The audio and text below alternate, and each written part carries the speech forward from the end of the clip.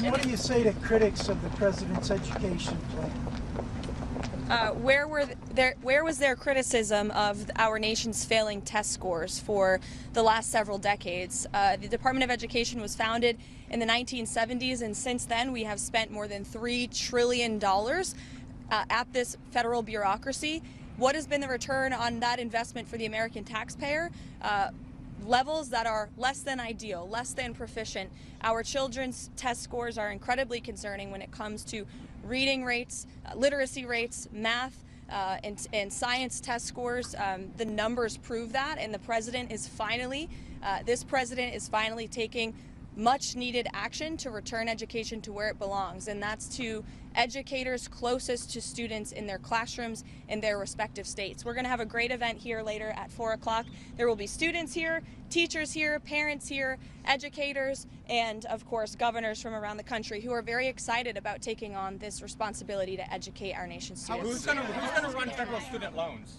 So the Department of Education will be much smaller than it is today. As you know, the president's executive order directed Linda McMahon to greatly minimize the agency. So when it comes to student loans and Pell Grants, those will still be run out of the Department of Education, but we don't need to be spending more than $3 trillion over the course of a few decades on a department that's clearly failing in its initial intention to educate our students. So is the federal government going to be spending less? Much smaller than it is. Is it not going to be shut down completely? And then I have a second question. As I said, Pell Grants and student loans will still be run out of the department in Washington, D.C., but the great responsibility of educating our nation's students will return to the states. And the Department of Education plays a critical role in enforcing civil rights laws that prohibit discrimination. Who's going to do that now? Any critical functions of the department, such as that, will remain. But again, we're greatly reducing the scale and the size of this department. What about federal Title I funding and special education funding? Is that still good? Same answer. Yes. Thanks, Caroline. On the Federal Reserve, the president criticized the rate decision yesterday. Is he looking to replace members of the Federal Reserve Board like he did on the Federal Trade Commission? Well, the president has appointed Mickey Bowman, as you know, to be the vice chair of the Federal Reserve. We're incredibly optimistic about her. She's on the ball, as the president says, and knows how to get things done. The president has every right to criticize the decision, and he's made it very clear that he believes in lower interest rates are going to help this country boom, and this administration is working on lowering the rate of inflation caused by the previous administration every day. Inflation is cooling, the numbers indicate that, and the president strongly believes in low interest rates, and I think the American public do too. Caroline, on the deportation flights, Caroline, you've said that you're confident that you've complied with the judge's order. We are. If that's the case, then why not turn over the information about the flights? We are 100% confident that we've complied, and as I said from the podium and will continue to say, all of the flights that were subject to the written order of the judge took off before the written order was pushed in the courtroom, and the president is well within his Article 2 power and his authority under the Alien Enemies Act to make these decisions, and we think it's egregious that a single district judge is trying to tell the president of the United States who he can and cannot deport from our soil, especially when it comes to designated foreign terrorists. What about the status of turning over that information? Jeff, go ahead. The administration is getting some attention this week for a memo that was released, I think, a couple weeks ago, taking segregation out of the criteria for federal contracting. Can you explain what that memo was supposed to do?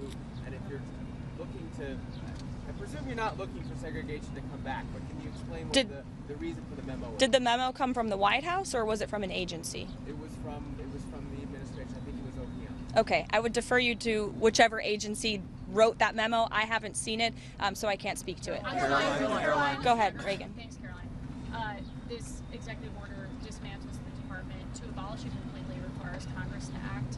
Is the administration asking Congress to codify Trump's executive order to abolish the department? I'll leave it to the president to speak on that later. 4 o'clock.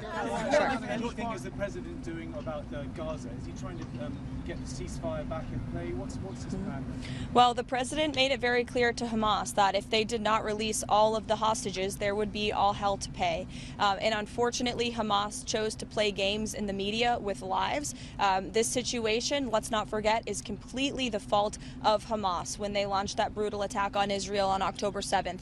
And the president has made it very clear that he wants all of those hostages to come home, and he fully supports Israel and the IDF and the actions that they've taken in recent days. days. Michael. Go ahead, Michael. The president would like to see American schools and students reach over the next 4 years after he signs this EO? Well, again, in the intent of this EO is to return this great responsibility back to the states. And we know, we believe in federalism here at the White House. I know the previous administration didn't, but we think decisions are best made when they're closest to the people. And we trust teachers and educators in their respective schools to make these very important decisions about our children's education and their futures. And the current status quo is failing our students. In fact, I have some facts right here. 13-year-olds' mathematics scores are the lowest they have been in decades. 13-year-olds' reading scores are the lowest since testing began over 30 years ago. Low-performing students are falling further behind.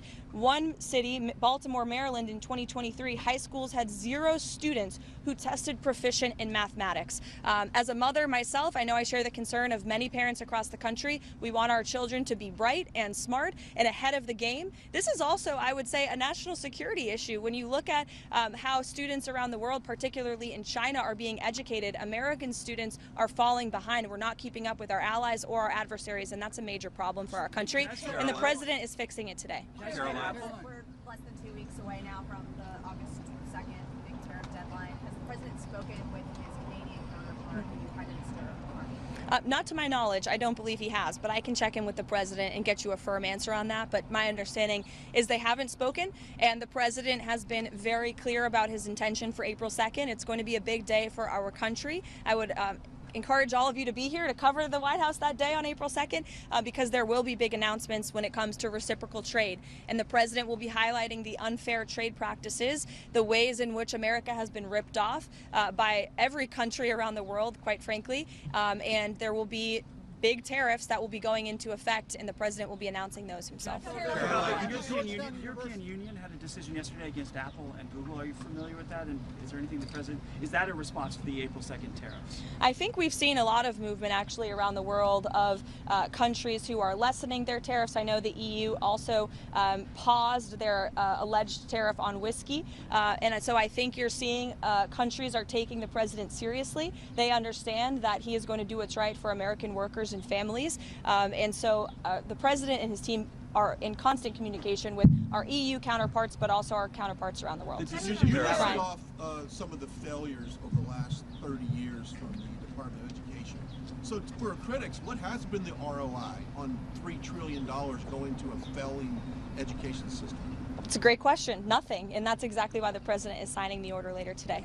Yeah, with the executive order today, is it also the goal to eventually be spending less in federal dollars on education? Of course. It's our goal to reduce the size and scale of this government across every agency, which is why you've seen very strong and quick actions taken to reduce the amount of money that federal taxpayers are paying on a system that is failing them and their families. But does that mean like eventually downsizing some of the programs that are run out of the education department currently? It means stopping the wasteful spending, and as I said, critical programs will be protected. So, We have this noon deadline looming for this D.C. judge, for the DOJ, to turn over these documents when it comes to the time logs of these deportation flights. Is the administration going to turn over that information, the exact time logs, the information that the D.C. court is asking for? I won't get ahead of our lawyers, but you'll hear from them in court. And a follow-up question. The Commerce Secretary yesterday said that Tesla stock is something that Americans should be buying. Is that the stance of the administration, that people should be investing in? Is that something that the Commerce Secretary should be recommending? I think the Commerce Secretary was reiterating that the president supports an American-made company like Tesla, who